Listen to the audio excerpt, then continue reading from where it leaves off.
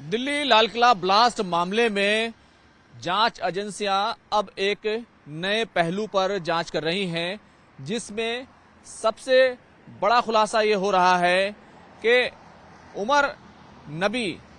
जो इस पूरे मामले में फिदायीन हमलावर था, वो दरअसल किस तरीके के हमले की प्लानिंग कर रहा था, किस तरीके की फिदायीन फौज तैयार कर रहा था। क्योंकि कुछ ऐसे इनपुट्स जो मोबाइल ट्रेसिंग के जरिए से मिले हैं, यानी कि जो तमाम 8 लोग गिरफ्तार हुए हैं उनके मोबाइल से जो तमाम बातें और कनेक्शंस निकलकर सामने आए हैं, उससे कई अहम पहलू, खासतौर से फिदायीन हमले का पहलू निकलकर सामने आया है। और इसी के साथ साथ आज एक बड़ा अपडेट ये भी है कि अल-फलाह यूनिवर्सिटी से जो इस पूरे मामले का कनेक्शन निकलकर सामने आया और एपिक सेंटर बनकर अल-फलाह यूनिवर्सिटी उभरी, उसके कितने लोग लापता हैं और कब से लापता हैं। इसके अलावा आखिर हमारे विदेश मंत्री एस जयशंकर ने शंघाई कोऑपरेशन ऑर्गेनाइजेशन की मीटिंग में क्या कहा और मुख्यमंत्री उमर अब्दुल्ला का इस पूरे मामले को लेकर क्या बयान आया है। आज इसी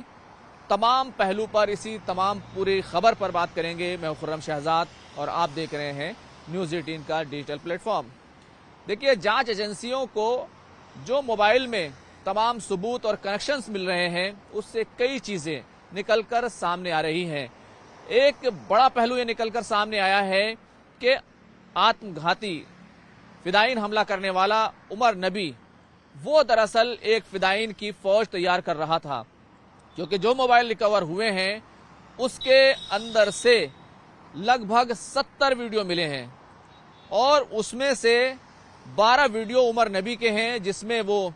प्रवचन दे रहा है और लोगों को ये कह रहा है कि शहादत के लिए वो तैयार हो जाएं और फिदायीन हमले के लिए ब्रेन वॉश कर रहा है। और ये जो वीडियो हैं ये 11 युवाओं को भेजे गए थे, जिनमें से 7 जम्मू कश्मीर मूल के हैं और जब बाकी दूसरे हैं वो केरल, उत्तर प्रदेश और दूसरे राज्यों के हैं। तो ये एक बड़ा पहलू निकलकर सामने आया है और इसी पहलू पर अब जांच एजेंसियां कार्रवाई कर रही हैं, अपनी जांच को आगे बढ़ा रही हैं। तो वहीं दूसरी तरफ अल-फलाह यूनिवर्सिटी पर जिस तरीके से ईडी की रेड हुई और उसके जो संस्थापक हैं जवाद, उसको धोखाधड़ी और फरेबदही के मामले में और यूनिवर्सिटी के लेन देन को लेकर उसको गिरफ्तार किया गया है। इस अल-फलाह यूनिवर्सिटी के 10 लोग ऐसे हैं जो धमाकों के बाद से लापता हैं और उनके मोबाइल नंबर भी बंद हैं। जांच एजेंसियां उनको ट्रेस कर रही हैं और ये पता लगाने की कोशिश कर रही हैं क्या ये लोग इस पूरे धमाके की साजिश में, इस पूरे षड्यंत्र में और जो कुछ हुआ, ब्लास्ट का मटेरियल जिस तरीके से पकड़ा गया, क्या उनका इस पूरे मामले में कोई कनेक्शन था। इसको लेकर के भी जांच एजेंसियां सतर्क हैं और इस पहलू पर भी काम कर रही हैं। और एक बड़ी बात निकलकर ये सामने आई है, क्योंकि उमर नबी जो था उसको आमिर ने i20 कार दी थी, लेकिन आमिर खुद फिदायीन हमलावर बनने के लिए तैयार नहीं था। उमर के दोनों मोबाइल बरामद कर लिए गए और जब धमाका करने से एक हफ्ता पहले वो पुलवामा गया था। पुलवामा जाकर उसने वीडियो बनाई थी और वो जो वीडियो सामने आई है जिसमें वो तमाम बातें कर रहा है, इस तरह की वीडियो जो है लगभग 7 वीडियो इस तरह की हैं। अब इस पूरे मामले में जब उसके भाई से पूछताछ की गई तो उसने बताया कि ये उमर नबी जब उसके पास आया था, पुलवामा आया था, तो उसने अपना मोबाइल जो है, एक मोबाइल अपने पास रखा था और दूसरा मोबाइल अपने भाई ज़हूर इलाही को दिया था। ज़हूर इलाही से ये कहा था कि अगर मेरे बारे में कुछ खबर आए तो इस मोबाइल को पानी में, किसी तालाब में, किसी जगह पर फेंक देना। लेकिन अगर इस पूरे इशू को आप देखें तो जो इस पूरे मामले में जब पूछताछ की गई तो ज़हूर ने बताया कि जब 9 नवंबर को अल-फलाह यूनिवर्सिटी में उमर के जो साथी हैं मुजम्मिल, शकील और दूसरे लोगों को गिरफ्तार किया गया, तो उसके बाद उसने वो मोबाइल फेंक दिया था एक तालाब में। वहाँ से उसको रिकवर किया गया और उसमें से कई वीडियो और कई जांच के पहलू जो हैं वो निकलकर उसमें से सामने आए हैं। तो इस पूरे इशू में कई नई बातें हुई हैं, लेकिन एक अहम बात और अहम पहलू ये है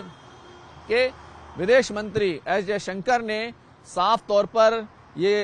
कहा है कि भारत इस हमले का जवाब देने का पूरा अधिकार रखता है। दरअसल एस जयशंकर 17 नवंबर को मॉस्को गए थे और वहां पर संघाई कोऑपरेशन